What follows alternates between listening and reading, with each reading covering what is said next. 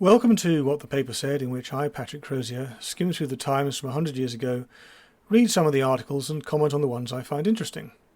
In this episode, the week ending 19th of November 1922, Britain decides, Ireland tries, a sultan flies, a dictator chides, a railway combines, and a judge confines some very naughty Scottish women. But the main story this week is the general election, which has taken place, and the results are now in. The Unionists have 341 seats. The National Liberals, that's Lloyd George's mob, has 54. The Liberals, that's Asquith's mob, have 60. Labour has 143, and there are about sort of 10-15 odds and sods. This means that the Conservatives have a majority of about 70, which is more than adequate for what they want. The big change is in the number of Labour seats. They now have more than both the Liberal parties combined. And this is, it's decisive. This is the moment at which Labour become the second party. Down the odds and sods, we have one communist, according to the Times. He was elected from Motherwell, in case any HIMARS operators are listening in. And actually he'll be joined. The Labour Party will have a defector who will join them a bit later. There's also, according to the Times, a Sinn Féin MP, but I cannot work out who that is. It seems to me there are 3 Irish nationalists got elected, and that's that. After the result, the Prime Minister made this statement. The country has passed a vote of confidence in the new government. It will be our earnest endeavour to justify the trust which has been placed in us. So, in other words, he's saying what every successful Prime Minister says. I wonder how things are going in Harrow. Here we go. Mosley Oswald, Independent, 15,290. Ward Jackson, Lieutenant Colonel, CLA, Unionist, 7,868. Which means an independent majority of 7,422. So, who is this Oswald and Mosley character? We have a potted biography. And it says, Mr. Oswald Mosley was elected for the division in 1918 and has taken an independent line in the House of Commons. He was born in 1896 and married in 1920 Lady Cynthia, second daughter of Marquis Curzon of Kedleston. He served in France with the Flying Corps and in the trenches and was wounded. Wonder if his flying came before or after the trenches. I would assume afterwards. Anyway, he sounds like a sterling chap with a great future ahead of him. Actually, I can't deny this is pretty impressive. Because he's he stood as an independent. I mean, how many people these days stand as independents and have a chance of winning, let alone hoovering up something like two-thirds of the vote? That's pretty good going. Just a couple of issues. You will notice there is no Labour candidate, there is no Liberal candidate in this election. This is very common. I would have thought part of the reason might be because the deposit has recently been introduced. It was introduced in the 1918 election at £150, which is a lot of money. I think it's £150 anyway. And in order to prevent frivolous candidatures. However, if my memory serves me, I don't think there were that many frivolous candidatures before 1918. Anyway, it was introduced. So it took a long time before you would have a situation which all the main parties were putting up candidates. The other thing is this: Mosley's opponent was a lieutenant colonel. You see this all the time. I wouldn't be surprised if half the candidates, especially Unionist candidates, were in fact lieutenant colonels or majors or perhaps even major generals. Very common. Anyway, as I said, Oswald Mosley seems to have a great future ahead of him, which is more than can be said for this guy. This is from Tuesday the 14th of November. Mr. Churchill, who addressed an audience of 5,000 persons at the Drill Hall, Dundee last night, met with so much interruption and disorder from the Labour element that the meeting was eventually abandoned. Mr. Churchill began his speech from a sitting position, to the accompaniment of hooting and cries of "We'll do the same as Manchester this time." I'm not quite sure what that means. Anyway, he goes on. "I will not be muzzled," he said. "If about 100 young men and women choose to spoil a whole meeting, and about 100 of these young reptiles choose to deny to democracy the power to conduct a great assembly, the blame is with them, and the punishment will be administered to them by the electors." Interruption. "Now you see the liberty you would have if the country were run by them. The electors will know how to deal with a party whose only weapon is idiotic clamour." Cheers and interruption. Having failed to proceed with his address, Mr. Churchill suggested questions might be put. After answering several, he made another attempt to continue his address, and the interruptions continuing, said he would not submit to the bullying tyranny of the featherheads, nor would he submit to be ruled by a mob. He would stand up for the rights and liberty of British citizens against the supporters of the socialist candidate, who, if they had their way, would reduce this great country to the same bear garden that they had reduced that great meeting. So, what was the result of this rousing rhetoric? Well, here's the result. Dundee, brackets 2, this indicates that there were 2 seats. It was a multi-member constituency. Not uncommon at the time. I've always wondered exactly, if you had 2 MPs, which one you'd write to. I can only imagine that in those days people didn't tend to write to their MPs. Anyway, this is the result. Scrimgeour, E, Independent, 32,578. Morell, ED, Labour, 30,292. MacDonald, DJ, National Liberal, 22,244. Churchill, Winston, National Liberal, 20,000, yes, he was a Liberal in those days, 20,466. Pilkington, RR, Liberal, the other Liberal, the proper Liberal, Asquithian Liberal, 6,681. And Gallagher, W, Communist, 5,906. So, well, that was a pretty bad result. The Scrimgeour, who topped the poll, was a prohibitionist. Prohibitionist / Labour. He made some sort of deal with Labour. The Morell, E.D. Morell, he was involved in the the Movement for Democratic Control or something, or the Committee for Democratic Control. Essentially, an anti-war, i.e., pro-enemy organisation in the First World War. And I mean, Churchill himself, he wasn't even the top Liberal. You will notice that. It wouldn't have mattered even if the Liberal vote hadn't been split. Wouldn't have done him any good at all. So there you go. This is how the Times reported it. This is from Friday the 17th.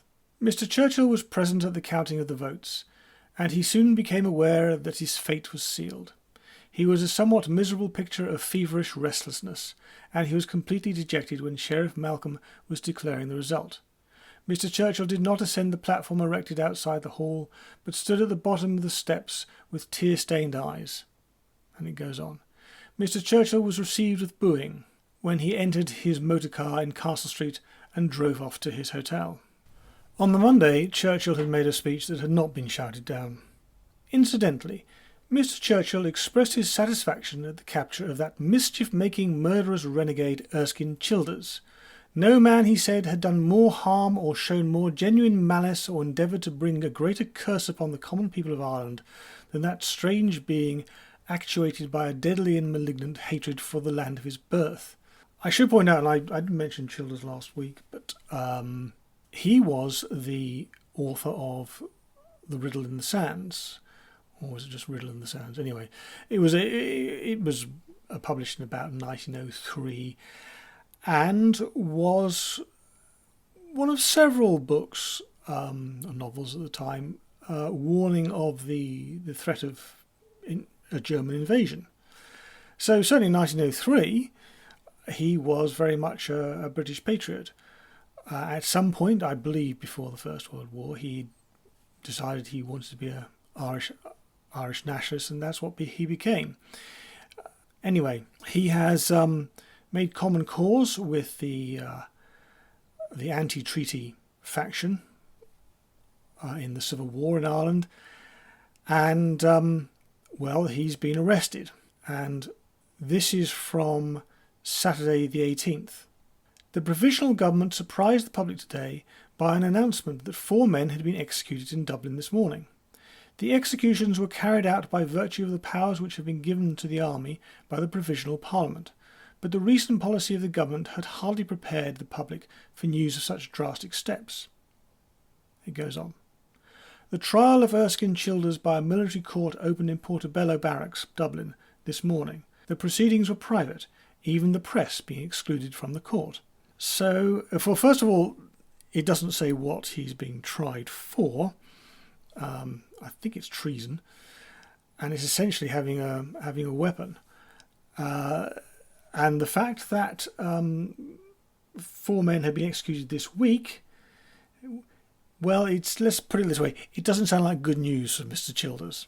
Anyway, one man who won't be on a charge of treason is the Ottoman Sultan. This is from the same day. In fact, it's from the same page. The Sultan secretly left Constantinople this morning in the British battleship Malaya for an unknown destination.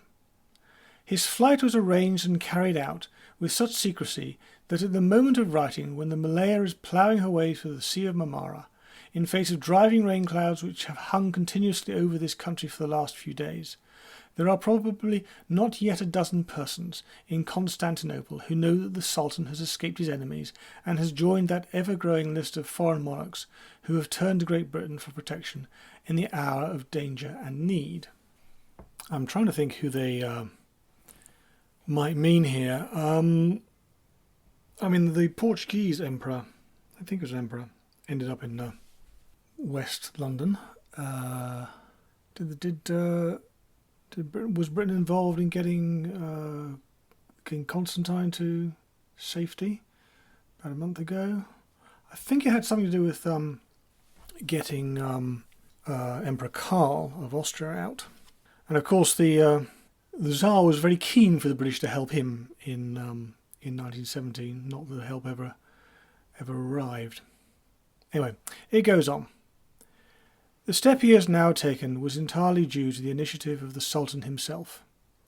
The day before yesterday, the Sultan informed General Harrington that his life and liberty were in danger and begged for British protection and transport facilities from Constantinople as Caliph of all the Mussulmans. General Harrington immediately consulted Mr. Henderson, acting British High Commissioner, and Admiral Brock, and finally a message was conveyed yesterday to a trusty eunuch at the Yildiz Palace, informing him of the arrangements for his master's escape. Even the members of the Sultan's family were not permitted to know what was going on, and when shortly after 8 this morning the Sultan stepped out of a small side entrance to the palace, he was accompanied only by his little son, his first chamberlain, his bandmaster, and a couple of servants. I don't know if it's worth mentioning this or not, but the little son, due to the rather odd arrangements for succession in the Ottoman monarchy, will not succeed his father as Sultan. That the step will provoke a storm of angry criticism is fully anticipated, more especially because, as I telegraphed yesterday, Ankara had decided to put the Sultan on his trial, and therefore the Turks are certain to claim that England is interfering with the internal affairs of the country and defeating the ends of justice. I must confess I'm a little bit confused as to why this is happening now. The Sultan is living in Constantinople, which is occupied by the Allies, and will continue to be occupied by the Allies for the best part of a year. So why he's choosing now, I don't know. Maybe Turkish forces are circling. Who knows? Maybe he's worried about kidnapping. Anyway, he's gone, and as we all know, the Sultans never came back. One man who won't be fleeing just yet is Benito Mussolini. This is from Saturday the 18th. Signor Mussolini's address to the Italian Chamber on Thursday is in the tone of Oliver Cromwell. Rarely, if ever, since the days of the Great Protector, have the members of a regularly elected Parliament had to listen to a lesson so humiliating. The Prime Minister treated them with studied contempt. He told them that he addressed them as a merely formal act of courtesy. He threw in their faces the inveterate system of intrigue by which for long years they made and unmade ministries and demoralised Italian public life. He reminded them that with 300,000 armed fascisti religiously obedient to his commands, he could have closed Parliament and formed a purely fascista cabinet. I could have, he added, but for the time being at least, I chose not to. I'm not sure about the tenses there. Anyway, very high-minded of him. Less high-minded, low-minded even, is this. This is also from Saturday. No criticism of fascismo. The Telegraph, that's not the Daily Telegraph, that's the Dutch Telegraph, states this evening that to its great regret it will not be able for the present to publish reports and letters about the political situation in Italy from its correspondent in Rome. The Italian Foreign Office having thought fit to inform the Rome correspondent of the Telegraph that the way in which he is writing about the fascist movement in Italy and about the new fascist regime does not meet with the approval of the government now in power. And now time for Stats Corner. And this comes from an article from Saturday the 18th, and it's all about railway grouping. What's happening is that the many railways in Britain are being forced to merge into 4 groups. Anyway, in doing so, in this article, there are some interesting stats about what's going to happen. This is what it says. The amalgamated company, this will what we later call LNER, will embrace a total of 7,000 route miles. The number of persons employed will be 220,000, locomotives 7,500, coaching vehicles 21,000. Goods and mineral wagons 294,000, stations 2,500, docks 38, miles of quay 33, and acres of water area. Why do they have acres of water area? I don't know. Anyway, it's 800 of them. I did do a little bit of Googling to see what the equivalent numbers are today for the whole industry in Britain, and that comes up at 9,824 route miles. 115,000 employees and 2,576 stations. So, well, it's not roughly equivalent, I mean, but it's interesting to see how many more people were employed by GER. Of course, it's a bit of an apples and oranges comparison here, because GER, for instance, and LER built their own rolling stock. No modern railway does with... No, not even in Japan. I think they will get someone else a contractor to build them for them. But they might well spec it.